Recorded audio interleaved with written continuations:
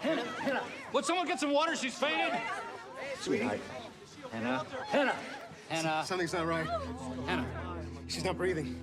A joyous wedding turned into a funeral in an instant. Investigators rushed to the scene. Mac noticed the bride Hannah had bloodshot eyes, as if triggered by some external allergen. There were no signs of physical trauma, but her skin was unnaturally pale, and felt unusually rough to the touch. Kylie learned from the guests that Hannah had been perfectly healthy, with no history of medical issues. As for the 2 dead pigeons, they were supposed to be part of the ceremony. They were well fed and professionally cared for. Before the guests arrived, the birds were placed in a basket, waiting to be released. So the question was, could there be a connection between the doves' deaths and Hannah's? With that in mind, the medical examiner prepared to perform an autopsy. But just then Hannah's father rushed in to stop it. It turned out they were Jewish, and by tradition, a rabbi must first pray over the body before any autopsy can be conducted. The examiner had no choice but to pause, and instead began by examining the 2 doves. The result: they had been poisoned. Large amounts of detergent were found in their stomachs. The investigation shifted to a hotel employee named Della. She was one of the few people who had access to the birds. At first she denied everything, but eventually confessed. She had poisoned the doves out of resentment. Using pigeons as a wedding highlight was her idea. Yet the hotel owner had kept all the profits. However, she insisted Hannah's death had nothing to do with her. After all, there was no conflict between them. She definitely didn't kill Hannah Bloom. So who was the real person who killed Hannah?